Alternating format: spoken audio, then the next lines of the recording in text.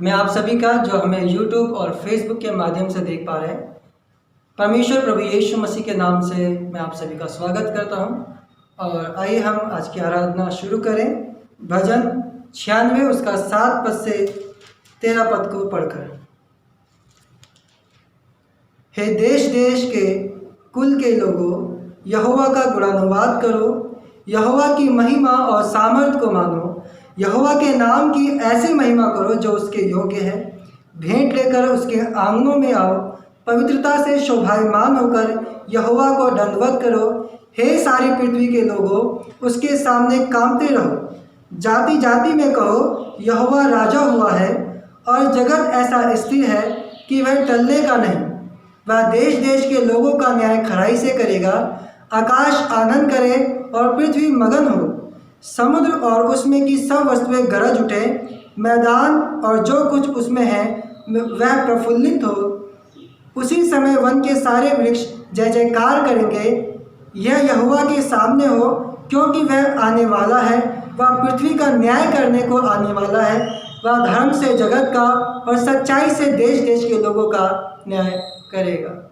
आइए हम अपने सिरों को झुकाएं और परमेश्वर से प्रार्थना करें। अनुग्रहकारी दयालु पिता, हम आपके सम्मुख आते हैं परमेश्वर, और आपके बड़े नाम की स्तुति करते हैं प्रभु, और हम आपकी आराधना करते हैं परमेश्वर, और धन्यवाद देते हैं प्रभु आज के इस दिन के लिए जो आपने हमें दिया है परमेश्वर। धन्यवाद देते हैं आपकी दया और करुणा के लिए, आपके प्रेम के लिए प्रभु।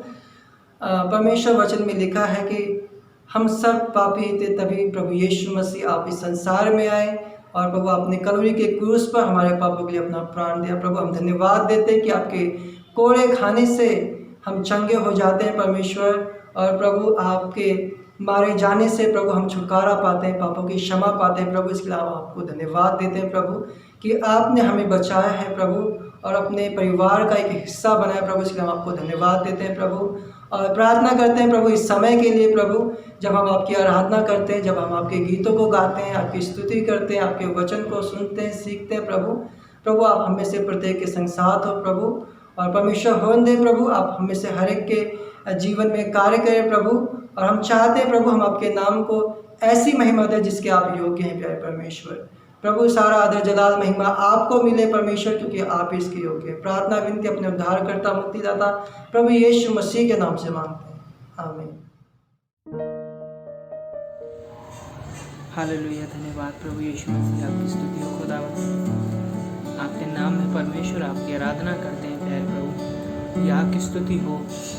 हे ईश्वर, हे परमेश्वर, तू अनादिकाल से अनंत काल तक धन्य है प्रभु। तेरे मार्ग अगम सच्चे और खरे हैं। हम धन्यवाद देते हैं प्रभु आपकी करुणा, आपकी दया के लिए, और धन्यवाद देते हैं प्रभु जी इस समय के लिए खुदावंद की आप हम सब से प्यार करते हैं प्रभु जी, और इस समय के लिए कि खुदा इस समय आपने जो अनुग्रह दिए कि हम आपकी आराधना करते हैं। हालेलुया। आइए हम सब परमेश्वर को तारीफ धन्यवाद दें उसके अद्भुत काम के लिए, हमारे प्रभु यीशु मसीह के लिए।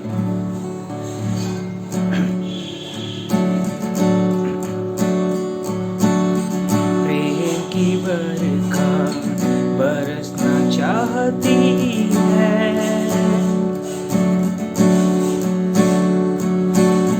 प्रेम की बरखा बरसना चाहती है, खुदावन की शिफा आती है, खुदावन की शिफा आती है। प्रेम की बरखा बरसना चाहती है, खुदावन की शिफा आती है, खुदावन की शिफा आती है।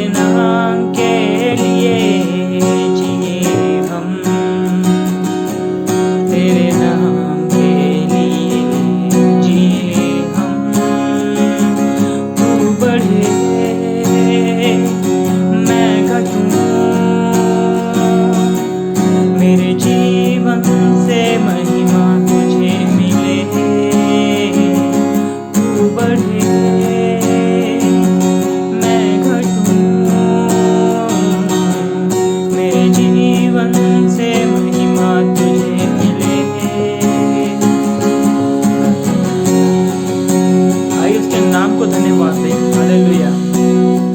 जो प्रभु को प्रभु और राजाओं का राजा, जो जल्द आने वाला है। हालेलुया। स्तुतियों के बीच में विराजमान प्रभु, तू बढ़े और मैं घटूं। स्तुतियों के बीच में विराजमान प्रभु, तू बढ़े और मैं घटूं। तू बढ़े मैं घटूं। मेरे जीवन से महिमा तुझे मिले। तू बढ़े मैं घटूं। मेरे जीवन से महिमा तुझे मिले। तू मेरा है, मैं तेरा हूँ। तू मेरा है, मैं तेरा हूँ। तू मेरा है, मैं तेरा हूँ। तू मेरा है, मैं तेरा हूँ। मेरे खुदा, मेरा जीवन तेरा खुदा है। खुदा, मेरे खुदा, मेरा जीवन तेरा खुदा। तू बढ़े मैं घटूं। मेरे जीवन से महिमा तुझे मिले। तू बढ़े मैं घटूं। मेरे जीवन से महिमा तुझे मिले।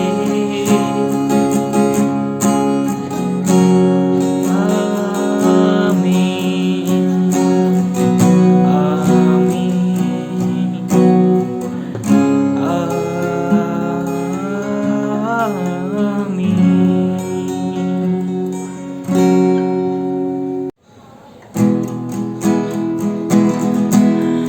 आइए प्रभु यीशु के नाम को धन्यवाद कहें।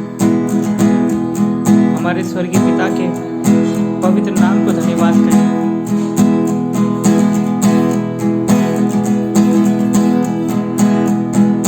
यहोवा जिंदा खुदा है वो बादशाह।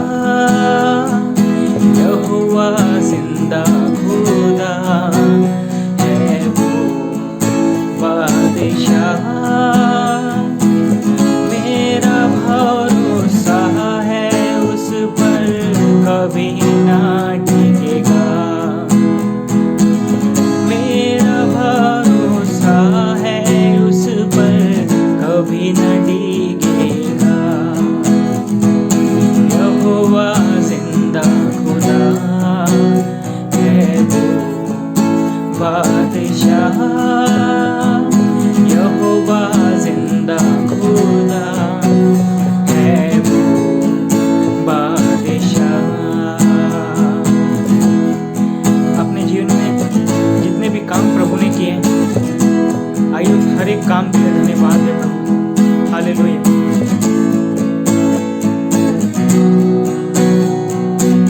अपने हाथों को उठाकर कहें हालेलुया। Hallelujah, hallelujah, hallelujah.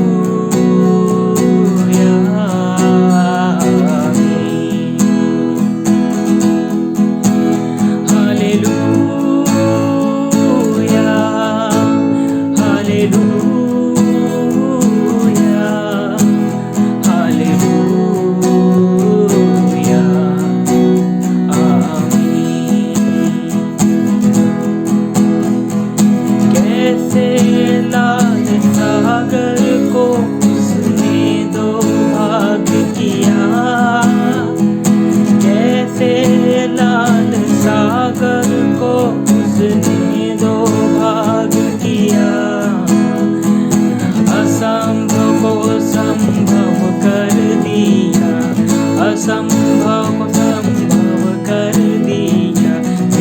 मेरा जिंदा खुदा, मेरा जिंदा खुदा, यहोवा जिंदा खुदा है वो बादशाह, यहोवा जिंदा खुदा है वो बादशाह, यहोवा जिंदा खुदा है वो बादशाह।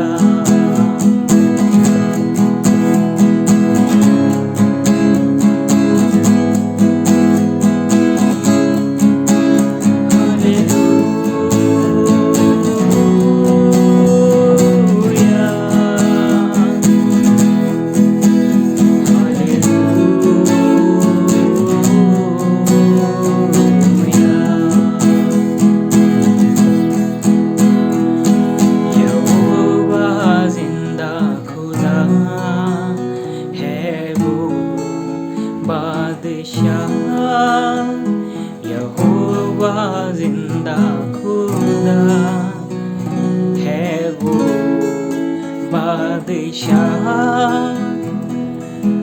भरोसा उस पर मेरा कभी ना डिगेगा, भरोसा उस पर मेरा कभी ना डिगेगा, यहोवा जिंदा खुदा है वो बादशाह। आइए परमेश्वर को धन्यवाद दें। हालेलुया, धन्यवाद धन्यवाद मेरे परमेश्वर।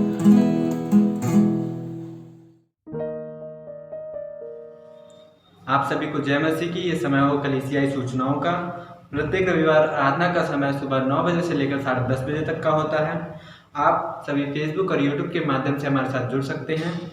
हमारा फेसबुक और यूट्यूब अकाउंट है BBCF सोनिया विहार सत्संग दिल्ली। आप आराधना का वीडियो वहाँ से देख सकते हैं। प्रत्येक महीने के अंतिम शनिवार को हम उपवास और प्रार्थना के लिए मिलते हैं। अगले महीने के अंतिम शनिवार को भी अपना समय परमेश्वर के साथ उपवास और प्रार्थना में बिताएं। हम प्रतिदिन नियमित रूप से परमेश्वर के वचन को पढ़ रहे हैं। हमने अभी गिनती की पुस्तक को समाप्त किया। हम व्यवस्था विवरण पर आए हैं। कृपया परमेश्वर के वचन को नियमित रूप से पढ़ते रहें। आप हमें ऑनलाइन के माध्यम से अपना दान और दशमांश दे सकते हैं। सामने स्क्रीन पर हमारे चर्च की बैंक डिटेल्स हैं। आप उसके माध्यम से अपना भेंट हमें अर्पण कर सकते हैं। धन्यवाद।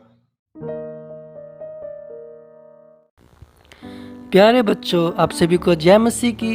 एक बार फिर से हम आपके सामने हाजिर हैं एक नई कहानी के साथ, और ये कहानी है सदोम और अमोरा का नाश। एक दिन परमेश्वर ने सदोम और अमोरा नगर को नाश करने की ठानी, क्योंकि वहाँ के लोगों की बुराई परमेश्वर की दृष्टि में बहुत बढ़ गई थी। वो बहुत ही ज़्यादा बुरे बन गए थे, इसलिए परमेश्वर ने उन्हें नाश करने की योजना बनाई। परंतु लूत, जो अब्राहम का भतीजा था, वह सदोम के समीप रहता था और वह परमेश्वर की नज़र में धर्मी पुरुष था।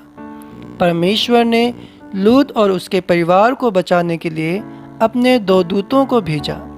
जब शाम के समय वे सदोम के पास आए तो लूत उनको देखकर उनसे मिला और झुककर प्रणाम किया और कहा, हे मेरे प्रभुओं, अपने दास के घर में आइए और रात भर आराम कीजिए और अपने पाँव धोइए, फिर सुबह उठकर अपने मार्ग पर जाइए।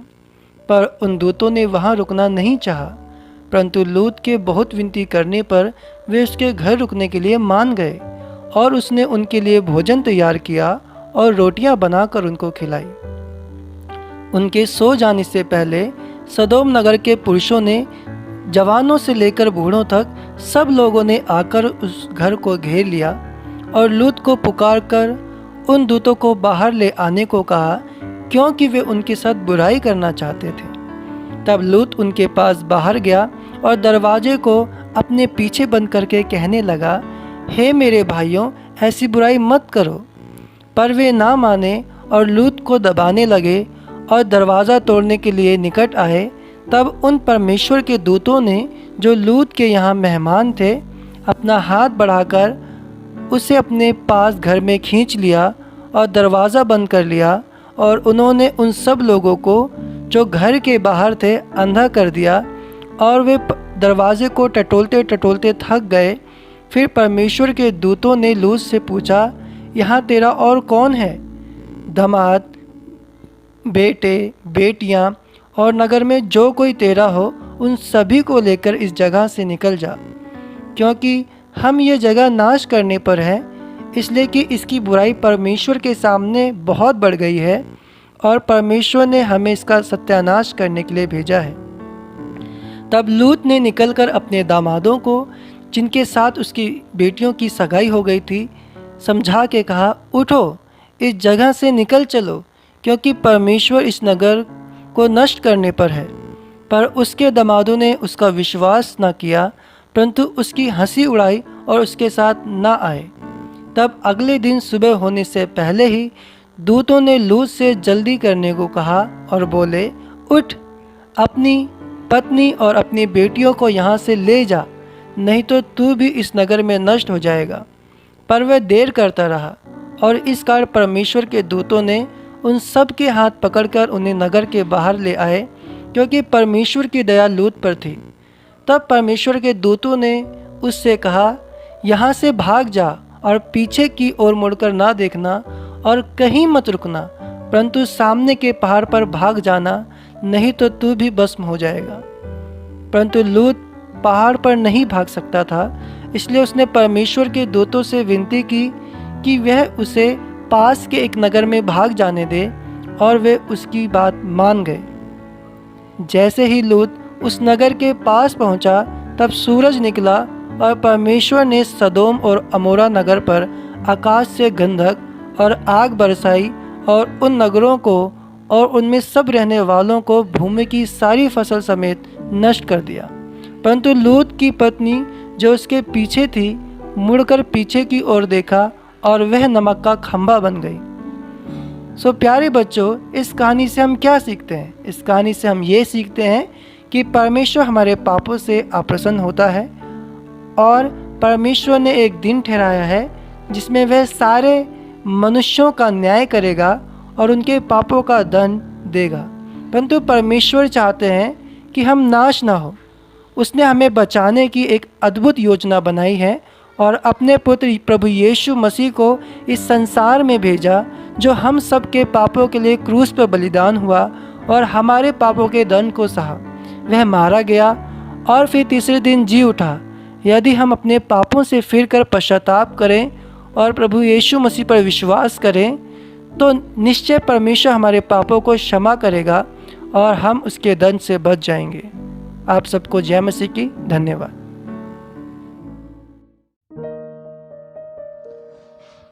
आइए, वो समय है कि हम हमारी प्रार्थनाओं को परमेश्वर के सम्मुख लेके चलें।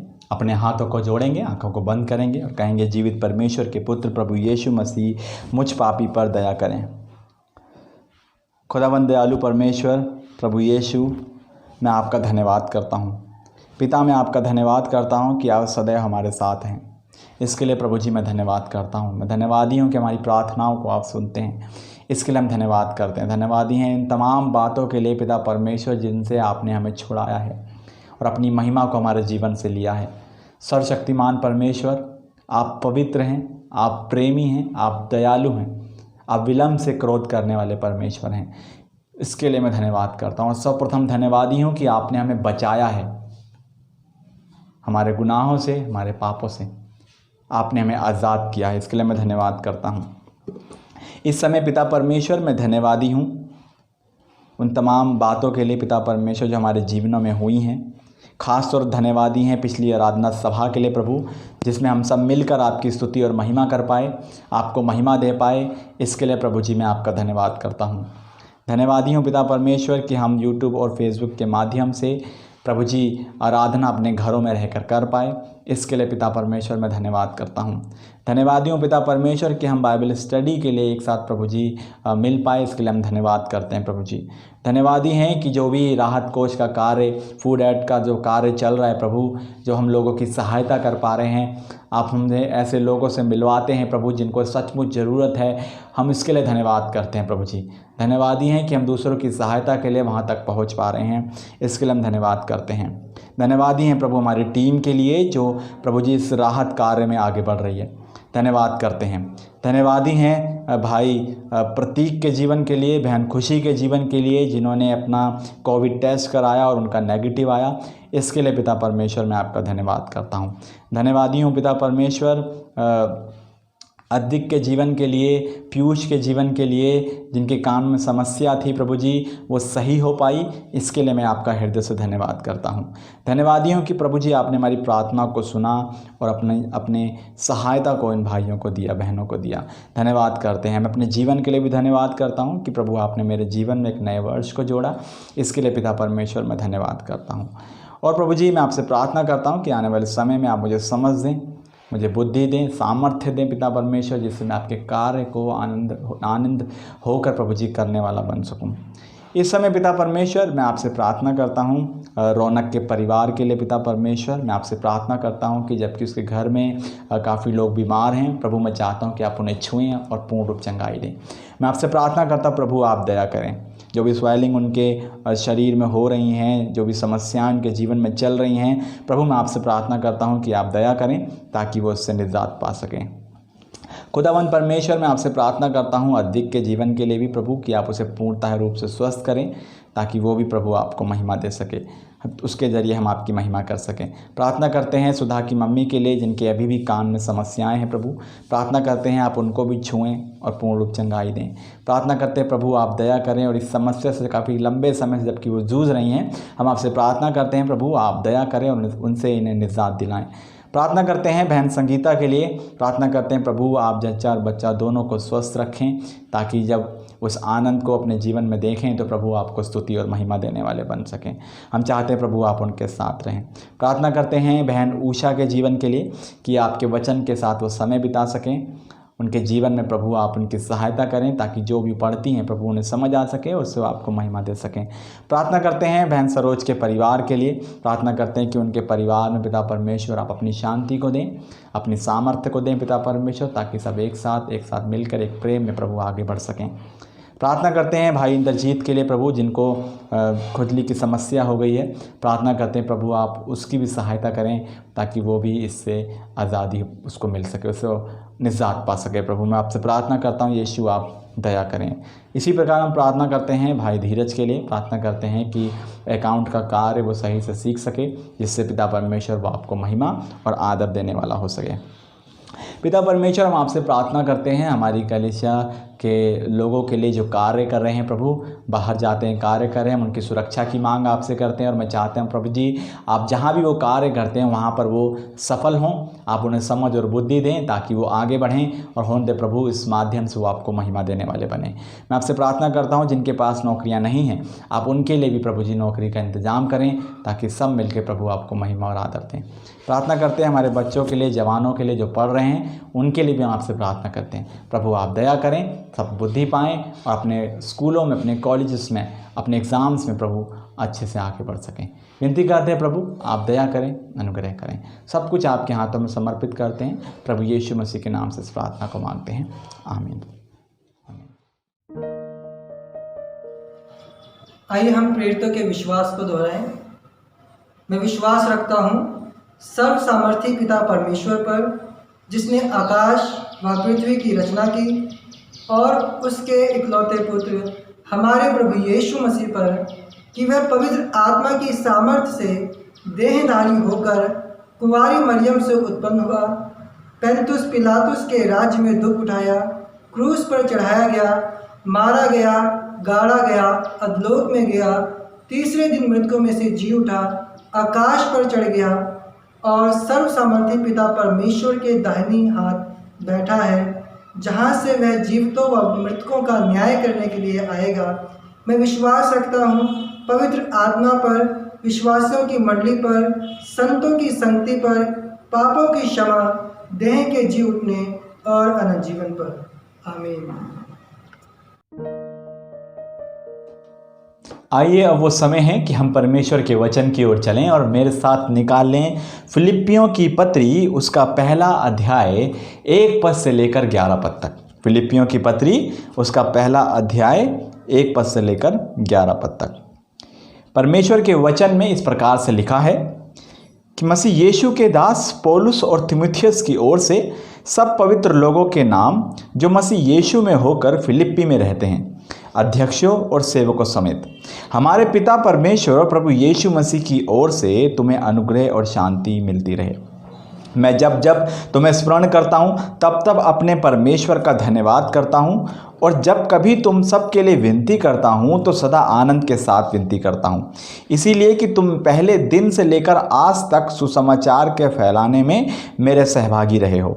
मुझे इस बात का भरोसा है कि जिसने तुम में अच्छा काम आरंभ किया है वही उसे यीशु मसीह के दिन तक पूरा करेगा। उचित है कि मैं तुम सब के लिए ऐसा ही विचार करूं, क्योंकि तुम मेरे मन में आ बसे हो और मेरी कैद में और सुसमाचार के लिए उत्तर प्रमाण देने में तुम सब मेरे साथ अनुग्रह में सहभागी हो। इसमें परमेश्वर मेरा गवाह है कि मैं मसीह यीशु की सी प्रीति करके तुम सब की लालसा करता हूँ। मैं यह प्रार्थना करता हूँ कि तुम्हारा प्रेम, ज्ञान और सब प्रकार के विवेक सहित और भी बढ़ता जाए, यहाँ तक कि तुम उत्तम से उत्तम बातों को प्रिय जानो और मसीह के दिन तक सच्चे बने रहो और ठोकर न खाओ, और उस धार्मिकता के फल से जो यीशु मसीह के द्वारा होते हैं भरपूर होते जाओ, जिससे परमेश्वर की महिमा और स्तुति होती रहे। आमीन। आइए हम प्रार्थना करें। सर्वशक्तिमान परमेश्वर, मैं आपका धन्यवाद करता हूँ आज के इस सुंदर दिन के लिए, इस समय के लिए, इस वचन के लिए जो हमने पढ़ा। प्रभु, मैं आपसे प्रार्थना करता हूँ कि हम सभी पर आप दया करें, ताकि परमेश्वर हम आपके जीवित कलाम से सीखने वाले बन सकें। मैं आपसे प्रार्थना करता हूँ कि आपका वचन हमसे बातचीत करें, हम सुनने वालों से बातचीत करें परमेश्वर, जिससे कि हम अपने जीवनों में प्रभु आपको आदर और महिमा देने वाले बन सकें। प्रभु यीशु, मैं आपसे प्रार्थना करता हूँ हम सभी पर आप दया करें, आप मेरी सहायता करें, ताकि पिता परमेश्वर मैं आपके वचन को स्पष्टता से बोल सकूँ। प्रभु यीशु, मैं आपसे प्रार्थना करता हूँ कि आप हमारी सहायता करें, इस पूरी सभा में पिता परमेश्वर आप हमारी सहायता करें। धन्यवादी हैं इस बात के लिए, इस प्रार्थना के लिए प्रभु जी। इस वचन को, आज के इस अध्याय को, इस पुस्तक को प्रभु हम आपके हाथों में समर्पित करते हैं। हम चाहते हैं प्रभु हमसे बातचीत करें। धन्यवादी हैं प्रार्थना सुनने के लिए। विनती प्रार्थना हमारे उद्धारकर्ता मुक्तिदाता प्रभु यीशु मसीह के नाम से मांगते हैं। आमीन। अब हम फिलिप्पियों की पत्री की शुरुआत कर रहे हैं। अभी इससे पहले हम पत्रस की पत्री को देख रहे थे, और अब हम जब पत्रस की पत्री को समाप्त कर चुके हैं तो हम फिलिप्पियों की पत्री की शुरुआत यहाँ पर कर रहे हैं, जिसको प्रेरित पौलुस ने पवित्र आत्मा की सहायता से फिलिप्पियों की कलीसिया के लिए लिखा।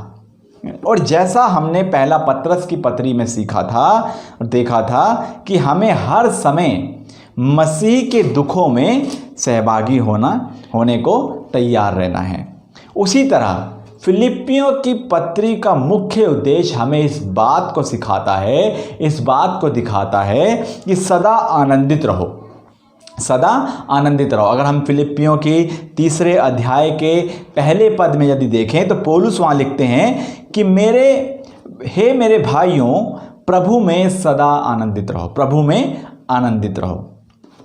मतलब एक ऐसा आनंद जो हमें हमारे सताव में भी हमें आनंदित करता है। तो क्योंकि जब हम खुद पौलुस के जीवन को इसे लिखते हुए देखते हैं तो लिखते समय वो खुद सुसमाचार के सताव के कारण रोमी कैद में रहते हुए इस पत्री को विश्वासियों और संतों के लिए क्या करता है, लिखता है। क्योंकि पौलुस स्पष्ट करता है कि वो किसी भी परिस्थिति में आनंदित रह सकता है, किसी भी परिस्थिति, चाहे उसके पर कोई भी परिस्थिति क्यों ना हो, वो सदा है परमेश्वर के सुसमाचार को सुनाने के लिए या उसके जीवन में क्या रहता है, वो आनंदित रहता है। और यही वो दूसरों से भी चाहता है, जो और भाई विश्वासी भाई बहन हैं उनसे भी वो यही चाहता है कि हम सदा प्रभु में क्या रहें, आनंदित रहें। पौलुस ने फिलिप्पी नगर में कलीसिया की शुरुआत की थी। फिलिप्पी यूरोप का पहला नगर था जिसमें पौलुस अपनी दूसरी यात्रा के दौरान गया था, जिसका विवरण हम प्रेरितों के काम 16 अध्याय में पाते हैं कि किस प्रकार से लोगों ने वहाँ पर विश्वास किया और कैसे पौलुस ने सताव का क्या किया, सामना किया। और हम वहाँ पाते हैं कि सबसे पहले जब फिलिपियों में जब हम प्रेरितों के 16 अध्याय को पढ़ते हैं तो वहाँ हम इस बात को पाते हैं कि सबसे पहले फिलिप्पी में लूदिया नामक स्त्री जो थी और बंदी गृह का दरोगा जिसकी कैद में पौलुस बंद था, उन लोगों ने पहले वहाँ पर प्रभु पर क्या किया? विश्वास किया। वो सब प्रथम वहाँ पर क्या करे गए? बचाए गए। और अब पौलुस फिलिप्पी वासियों को ये पत्र एक धन्यवाद के रूप में लिखता है, क्योंकि वहाँ की कलीसिया ने पौलुस की हर तरफ से पूरे 10 साल तक उसकी क्या करी थी? सहायता करी थी, सुसमाचार को सुनाने के समय में और पौलुस की यात्राओं के समय में। फिलिप्पी की जो कलीसिया थी उन्होंने पौलुस की सहायताएं करी थी। इसीलिए पौलुस इस पत्री को एक धन्यवाद के रूप में उनको लिखता है। इसीलिए पौलुस बहुत आनंदित हुआ है, क्योंकि वो लोग उसके साथ परमेश्वर के कार्य में सहभागी हुए थे, परमेश्वर के सुसमाचार के सुनाने में सहभागी हुए थे। और वो उन्हें प्रोत्साहित करता है कि वो प्रभु में हर समय आनंदित रहें। इसीलिए आज का जो हमारा शीर्षक है वो है सुसमाचार में सहभागी बने। हम सुसमाचार में सहभागी बने और हम 3 बातों को यहाँ पर देखेंगे 1 से 11 पद में। पहली बात जो हम देखेंगे वो है 1 से 5 में कि सुसमाचार के लिए सहभागी होना। सुसमाचार के लिए सहभागी होना है। दूसरी बात, परमेश्वर के कार्य के लिए तैयार रहना है। तीसरी बात, परमेश्वर की महिमा के लिए जीवन जीना है। तो इन तीनों बातों को आज हम इस पूरे अध्याय में इस 1 से लेकर 11 पद के बीच में देखेंगे। तो आइए पहले पॉइंट की तरफ चलते हैं, सुसमाचार के लिए सहभागी होना। तो 1 से 5 पद में जब हम पद 1 और 2 को देखते हैं तो हम पौलुस द्वारा दिए गए अभिवादन को वहाँ पर पाते हैं, जो विश्वासियों और सेवकों को वो यहाँ पर देता है, जबकि वो इसको लिखते समय इस समय कहाँ पर है? कैद में है। अगर हम इसी फिलिपियों के अध्याय के पहले अध्याय के 13 पद को पढ़ते हैं तो उसमें पौलुस कहता है, देखें 13 पद को क्या लिखा है वहाँ। पौलुस कहता है कि शेष सब लोगों में यह प्रकट हो गया है कि मैं मसीह के लिए कैद हूँ। तो इस बात को सब क्या करते हैं? जानते हैं। और वहाँ से वो उनको ये अभिवादन क्या करता है? भेजता है। पौलुस फिलिप्पी विश्वासियों के पास नहीं जा सकता था। वो वहाँ जाकर उनको यीशु के बारे में और नहीं सिखा सकता था, क्योंकि वो कैद में था। परंतु फिर भी वो मसीहों को प्रोत्साहित कर सकता है। वो उनकी मसीह यीशु में आगे बढ़ते रहने में सहायता करता है, जिससे हम इस बात को सीखते हैं कि हमें हमेशा मसीह में आगे बढ़ते रहने के लिए सीखता रहना चाहिए। पौलुस वहाँ जा नहीं सकता था, लेकिन उसके बावजूद वो फिलिप्पी कलीसियाओं को प्रेरित करता है कि मसीह में, प्रभु में क्या रहो? आनंदित रहो और उसमें आगे बढ़ते जाओ। यदि हम पद 1 को पढ़ें, फिर से यहाँ से एक पद को पढ़ते हैं, वहाँ लिखा है कि मसीह यीशु के दास पौलुस और तीमुथियुस की ओर से सब पवित्र लोगों के नाम जो मसीह यीशु में होकर फिलिप्पी में रहते हैं, अध्यक्षों और सेवकों समेत। पौलुस अपने आप को और उसके सहकर्मी तीमुथियुस को मसीह यीशु का दास करके संबोधित करता है, जो इस बात को दिखाता है कि वो परमेश्वर की इच्छा के अनुसार मसीह यीशु में एक प्रेरित करके चुना गया है, जो यीशु के लिए कार्य करते हैं, यीशु के लिए सेवा करते हैं, जो उसके सुसमाचार को लोगों तक बांटते हैं। परमेश्वर ने उसे कलीसिया पर अधिकार दिया है, लेकिन फिर भी वो उनके सामने अपने आप को एक दास के रूप में प्रस्तुत करता है। वह दिखाता है कि फिलिप्पियों के विश्वासी उसके लिए कितने महत्वपूर्ण हैं। वो एक ऐसे सेवक व मित्र के रूप में उनको लिखता है जिसको फिलिप्पियों के विश्वासियों से प्रेम है और घनिष्ठ प्रेम है। उनके कारण वो आनंदित है। इस तरीके से देखते हुए उनको इस पत्री को क्या करता है? वो लिखता है। और जब हम आगे इसे पढ़ते हैं तो पौलुस लिखता है सब पवित्र लोगों के नाम जो मसीह यीशु में होकर फिलिप्पी में रहते हैं।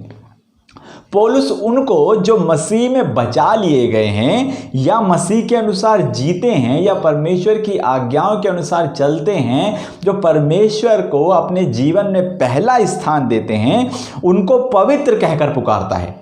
देखिए अगर ध्यान लिखे, देखिए क्या लिखा है? सब पवित्र लोगों के नाम ना। तो पवित्र करके पुकारता है। वो क्यों ऐसा कहता है? क्योंकि हम अलग किए गए लोग हैं, हम बचाए गए लोग हैं, हम परमेश्वर की प्रजा हैं, इसीलिए वो इस तरीके से बोलता है। और वो सभी विश्वासी जो आज अपना जीवन मसीह यीशु में होकर जीते हैं, वो सभी लोग पवित्र हैं। वो सभी लोग जो आज के समय में ही परमेश्वर को पहला स्थान अपने जीवन में देते हैं, वो सभी क्या हैं? परमेश्वर की ओर से, उसके वचन की ओर से क्या हैं? पवित्र हैं। और ऐसा क्यों है? क्यों ऐसा है? क्योंकि हम परमेश्वर की प्रजा हैं। परमेश्वर ने हमें बचाया है अपने पुत्र प्रभु यीशु में। हमको उसने पवित्र ठहराया है, जिसका दाम कलवरी क्रूस पर प्रभु यीशु ने अपना लहू बहाकर चुकाया है, जिस पर हमने विश्वास किया, क्योंकि उसी में परमेश्वर हम सभी को पवित्र होने के लिए बुलाता है। इसलिए पौलुस यहाँ पर लिखने वालों को, जिनको लिख रहा है, पवित्र करके बुलाता है, यानी विश्वासियों को जो अगुवे हैं उनको पवित्र करके संबोधित करता है।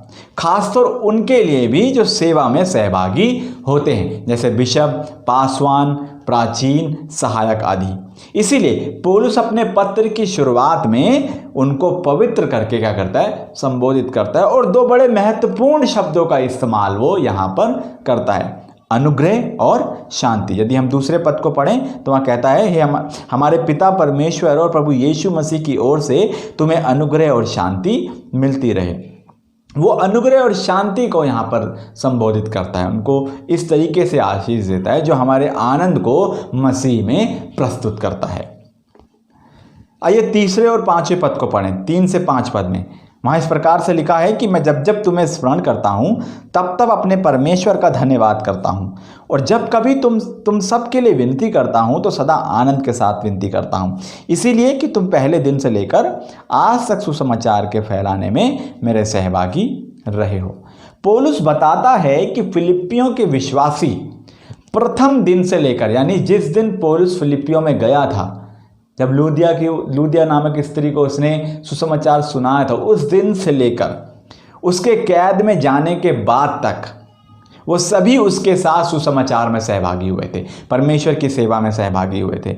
परमेश्वर के सुसमाचार को दूसरों तक पहुंचाने में उन्होंने क्या करी थी? सहायता करी थी। तो वो यहाँ पर बताता है, जबकि पौलुस बहुत दूर था। सोचने वाली बात यह है, जबकि पौलुस बहुत दूर था तो कैसे वो लोग उसके साथ सेवा में सहभागी हुए होंगे? कैसे उन्होंने सुसमाचार में उसके अपनी सहभागिता को पौलुस के साथ दिखाया होगा? उसके कई रास्ते हैं। कोई प्रार्थना के माध्यम से सहभागी होता है, कोई प्रेम के माध्यम से सहभागी होता है, कोई सुसमाचार को सुनाने के माध्यम से सहभागी होता है, कोई सेवा के लिए दान देने के माध्यम से सहभागी होता है। तो कई सारे रास्ते हैं जिससे वो लोग पौलुस के साथ सुसमाचार सुनाने में, परमेश्वर की सेवा करने में सहभागी हुए थे। कुछ लोग सुसमाचार सुनाने में लौलीन रहते थे, कुछ लोग प्रार्थना करने में आगे रहते थे, कुछ लोग भेंट और दशवांश देने में आगे रहते थे, कुछ लोग और भी तरीके के कार्य थे जो ऐसे करके परमेश्वर की सेवा में, सुसमाचार की सेवकाई में, सुसमाचार को दूसरों तक पहुंचाने में आगे आते रहते थे। तो और हम तीसरे और 4 पद में यहाँ देख सकते हैं कि पौलुस अपने से ज़्यादा दूसरों के लिए चिंता करता है, इसीलिए वो उनको याद करते हुए परमेश्वर का धन्यवाद करता है, जैसा हमने पढ़ा। और जब भी उनके लिए प्रार्थना करता है तो आनंद के साथ प्रार्थना करता है। वो इस बात को यहाँ स्पष्ट करता है कि वो कैसे उनके लिए प्रार्थना करता है और कैसे वो उनके लिए आनंदित है ना। जब भी वो उनको याद करता है तो परमेश्वर का क्या करता है? धन्यवाद करता है। और जब भी उनके लिए प्रार्थना करता है तो प्रार्थना निराशा में नहीं करता है, परंतु किस में करता है? आनंद के साथ उनके लिए प्रार्थना करता है। तो हमारे लिए सवाल है, हमें अपने आप से सवाल करना है कि क्या हम सुसमाचार के लिए सहभागी होते हैं? किस तरह से हम सुसमाचार के लिए सहभागी होते हैं? क्या हम परमेश्वर के राज्य में भागी होते हैं? क्या उसकी सेवा करने के लिए हम आगे आते हैं? ये हमें अपने आप से सवाल करना है। क्या हम सहभागी होते हैं या नहीं? अगर हम सहभागी होते हैं, यदि हाँ हम सहभागी होते हैं, तो सहभागी होने के लिए हम सभी को सेवा करना जरूरी है, क्योंकि परमेश्वर ने हम सभी को अलग अलग वरदान दिया है। किसी को सुसमाचार सुनाने का, किसी को उपदेश करने का, किसी को कलीसिया में देखभाल करने का, सबको अलग अलग तरीके से। तो क्या हम सहभागी होते हैं परमेश्वर के सेवा में, परमेश्वर के सुसमाचार की सेवकाई में? तो हमें अपने आप से सवाल करना है। और हाँ, यदि हम होते हैं तो ये ज़रूरी है कि हम सेवा करने के लिए उसमें आगे बढ़ें। तो क्या हम ऐसा करते हैं? क्या हम परमेश्वर के लिए सुसमाचार, जो परमेश्वर का सुसमाचार है उसके लिए कठिन परिश्रम करते हैं ताकि दूसरे बचाए जाएं? परमेश्वर ये नहीं चाहता है कि मसीह लोग एक दूसरे के साथ केवल अच्छा समय ही बिताएं, वो ऐसा नहीं चाहता है, परंतु वो चाहता है कि हम सुसमाचार के लिए मिलकर काम करें ताकि जो खोए हुए हैं वो बचाए जाएं। तो हम सब मिलकर सुसमाचार के लिए क्या करें? कार्य करें, क्योंकि परमेश्वर ने, प्रभु यीशु मसीह ने हमें क्या दिए? आज्ञा दी है मत्ती रचित सुसमाचार में। उसने कहा कि जाओ और जातियों को क्या सुनाओ? सुसमाचार सुनाओ।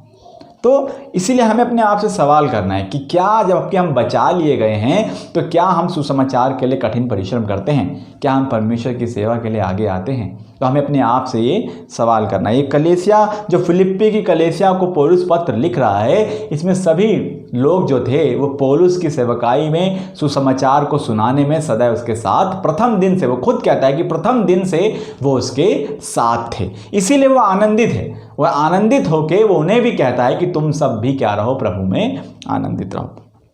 दूसरी बात को देखते हैं, परमेश्वर के कार्य के लिए तैयार रहना है। 6 से 8 पद में हम यहाँ पर पौलुस के आनंद को देख सकते हैं और उन विश्वासियों के जीवन में परमेश्वर का कार्य करते हुए उनको देख सकते हैं। वो उन्हें सुसमाचार के लिए कठिन परिश्रम करते हुए देख सकता है।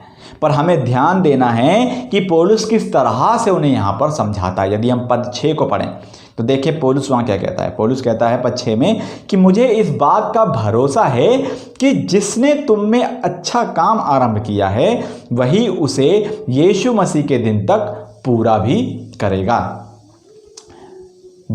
मुझे इस बात का भरोसा है, ठीक है। तो इस बात को यहाँ पर क्या करता है? लिखता है कि जिसने तुम में अच्छा काम आरंभ किया है वही उसे यीशु मसीह के दिन तक पूरा करेगा। एक मनुष्य होने के नाते हम सोच सकते हैं कि हमने खुद परमेश्वर के कार्य को करने के लिए चुना है। यह हमारे हृदय में आ सकता है कि हो सकता है कि हमारे पास ये टैलेंट है, हमारे पास ऐसा वरदान है, इसीलिए हम परमेश्वर की सेवा कर रहे हैं। हमारे मन में ऐसा आ सकता है कि हमने परमेश्वर के कार्य को चुना है, हमने खुदा के कार्य को चुना है कि हम ये करें, परंतु ऐसा होता नहीं है। यदि हम यूहन्ना रचित सुसमाचार उसके 15 अध्याय के 16 पद को पढ़ें, देखें प्रभु यीशु मसीह वहाँ क्या कहते हैं। वहाँ लिखा है यूहन्ना 15:16 में कि तुमने मुझे नहीं चुना है परंतु मैंने तुम्हें चुना है। क्या कहते हैं? कि तुमने मुझे नहीं चुना परंतु मैंने तुम्हें चुना है और तुम्हें नियुक्त किया है कि तुम जाकर फल लाओ और तुम्हारा जो फल है वो बना रहे। तो प्रभु यीशु मसीह ने हमें यहाँ पर नियुक्त किया है। परमेश्वर ने खुद हमें सेवा करने के लिए बुलाया, हमें चुना है, ना कि हमने उसको चुना है। तो हमें इस बात को समझना है। इसीलिए पौलुस यहाँ पर बड़े स्पष्ट रीति से यहाँ पर लिखता है कि जिसने तुम में अच्छा काम आरंभ किया है वही उसे यीशु मसीह के दिन तक पूरा करेगा। तो परमेश्वर की सेवा के लिए हमने उसको नहीं चुना है परंतु उसने हमें चुना है। इसीलिए किसने हम में अच्छा काम आरंभ किया है और किस पर पौलुस अपने भरोसे को दिखाता है? परमेश्वर पर, प्रभु यीशु मसीह पर। वही है जो हमारे अंदर सदा पहले कार्य करता है। इससे पहले कि पहला कदम हम बढ़ाएं, परमेश्वर क्या करता है? पहला कदम बढ़ाता है। परमेश्वर हमारे हृदय को बदलता है और हमें अपने कार्य के लिए इस्तेमाल करता है। तो परमेश्वर है जो पहला कार्य करता है। जैसा हम फिलिप्पियों के अध्याय, उसके दूसरे अध्याय के 13 पद में भी इस बात को पाते हैं। इसी फिलिप्पियों के दूसरे 13 में वहाँ लिखा है 13 पद में कि क्योंकि परमेश्वर ही है जिसने अपनी सुइच्छा निमित्त तुम्हारे मन में इच्छा और काम दोनों बातों के करने का प्रभाव डाला है। तो किसने हमारे अंदर प्रभाव डाला है? परमेश्वर ने, किसी मनुष्य ने नहीं, परंतु किसने? परमेश्वर ने, जो हमसे अपनी सेवा को लेता है। इसलिए मैंने आप सबसे पूछा था कि हमें अपने आप से सवाल करना है कि क्या हम परमेश्वर की सेवा में बढ़ रहे हैं या हम उसकी सेवा के लिए आगे आ रहे हैं? नहीं, क्योंकि परमेश्वर की इच्छा है, उसने हमारे हृदय में डाला है कि हम क्या करें? आगे आएँ। इसीलिए जो कार्य हम परमेश्वर के लिए करते हैं वो इसलिए करते हैं क्योंकि परमेश्वर ने इससे हमारे अंदर उसने क्या किया है, पहले अपना कार्य किया है। परमेश्वर ने हमें बचाया है, तभी हम दूसरों को बचाने के लिए कार्य कर सकते हैं। यदि परमेश्वर हमें बचाएगा ही नहीं तो हम दूसरों को कैसे बचाएंगे। तो इसलिए उसने पहले हमें बचाया ताकि हम उसके सुसमाचार को दूसरों तक लेके जाएं और दूसरे भी बचाए जा सके। और ये कार्य तब तक चलता रहेगा जब तक प्रभु यीशु मसीह दोबारा आ नहीं जाता।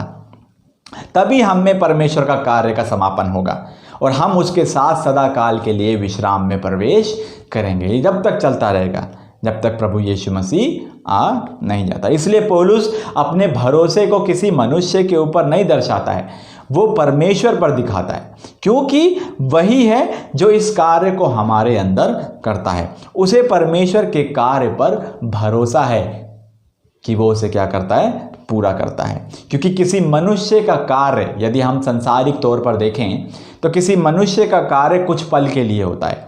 वो उसे अधूरा छोड़ सकता है, वो उससे ऊब सकता है, वो उसे करते करते निराश हो सकता है। लेकिन परमेश्वर जब किसी कार्य की शुरुआत करता है तो उसे कभी भी अधूरा नहीं छोड़ता है। उसने उत्पत्ति से ही उद्धार के कार्य की शुरुआत कर दी थी, उसने उसकी योजना बना ली थी और उसे पूरा भी किया। और अब उसने फिर से आने का वायदा किया है तो वो उस कार्य को भी जरूर पूरा करेगा। वो किसी भी कार्य को अधूरा नहीं छोड़ेगा, क्योंकि वो वायदे को पूरा करने वाला परमेश्वर है जिसकी हम आराधना करते हैं। वो जो कहता है उस बात को पूरा करता है। तो इसीलिए पौलुस अपने भरोसे को परमेश्वर के ऊपर दिखाता है। और क्यों पौलुस कहता है कि तुम सब मेरे साथ अनुग्रह में सहभागी हो, क्यों वो उनके लिए परमेश्वर के कार्य को लेकर इतना निश्चित है उन लोगों के लिए?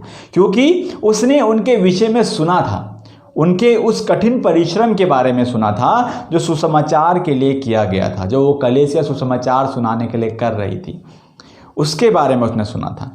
क्योंकि जो कार्य मसीह यीशु ने पौलुस को सौंपा था, उन्हीं कार्यों में ये लोग भी पौलुस के साथ सहभागी हुए थे ताकि दूसरों तक सुसमाचार पहुंच सकें। तो क्या हम परमेश्वर के कार्य में सहभागी होते हैं? परमेश्वर के लिए कार्य करना हमें इस बात को दिखाता है कि परमेश्वर ने हमारे अंदर कार्य किया है, तभी हम उसके लिए कार्य करते हैं। यदि परमेश्वर हमारे अंदर कार्य नहीं करेगा तो हम कैसे उसके लिए कार्य करेंगे? तो परमेश्वर के लिए कार्य करना हमें इस बात को दिखाता है कि हम परमेश्वर ने हमारे अंदर पहले कार्य किया है, तभी हम उसके लिए कार्य करते हैं। क्योंकि प्रभु यीशु ही है जो हमारे हृदय को क्या करता है, साफ करता है, ताकि हम परमेश्वर के कार्यों में सहभागी हो सकें। इसीलिए पौलुस इसे अनुग्रह की बात समझता है, क्योंकि इससे बड़ा और कोई भी कार्य नहीं है। परमेश्वर का सुसमाचार को सुनाना, दूसरों को अनंत नरक से, अनंत दंड से बचा लेना, इससे बड़ा और कोई कार्य नहीं हो सकता। इसीलिए पौलुस यहाँ पर इसे अनुग्रह की बात क्या करता है, समझता है। तो तीसरी बात हम देखते हैं, परमेश्वर की महिमा के लिए जीवन को जीना। 9 से 11 में एक बार पौलुस फिर से उनको याद दिलाता है कि वो उनके लिए प्रार्थना करता है, जैसा उसने पहले पद 3 में भी कहा था कि वो उनके लिए प्रार्थना करता है। और अब एक बार फिर से पद 9 में भी पौलुस उनके लिए क्या प्रार्थना करता है, इस बात को उजागर करता है। पौलुस प्रार्थना करता है अधिक प्रेम के लिए, अधिक बुद्धि के लिए। यदि हम 9 से 11 के पद के बीचों में पढ़ें इसको, तो वहाँ पर पौलुस प्रार्थना करता है अधिक प्रेम के लिए, अधिक बुद्धि के लिए, जिससे हम अपने जीवन में सही चुनाव कर सकें। क्योंकि जब हम सही चीज़ों का चुनाव करते हैं तो सही रीति से जीवन को भी बिताते चले जाते हैं, ताकि हम परमेश्वर की प्रशंसा के लिए अपने जीवन को जी सकें। तो इसीलिए वो उनके लिए क्या करता है, प्रार्थना करता है। पद 9 के अनुसार हम जान पाते हैं कि फिलिप्पियों के लोगों के बीच में पहले से ही एक दूसरे के प्रति बहुत प्रेम था, और पौलुस उनको और भी उत्साहित करता है कि वो प्रेम जो उनमें पहले से है वो और भी बढ़ता चला जाए, और आपका प्रेम बुद्धि के अनुसार हो, ताकि हम उत्तम से उत्तम चीज़ों को थामे रहें, जिनसे परमेश्वर भी प्रेम करता है। और कैसे हम सही चुनाव कर सकते हैं अपने जीवन में, कैसे हम उत्तम बातों को अपने जीवन में थामे रह सकते हैं, कैसे हम उसे प्रिय जान सकते हैं? परमेश्वर के वचन के द्वारा से। वही है जो हमें सिखाता है कि हमें किन चीज़ों को छोड़ना है और किन चीज़ों को अपने जीवन में थामे रहना है, ताकि हम परमेश्वर की इच्छा के अनुसार अपने जीवन को जी सकें। वही है जो हमें यीशु मसीह के आने के दिन तक निर्दोष बनाए रखेगा। यानी परमेश्वर का वचन जो हमें बुद्धि देता है, हमें समझ देता है।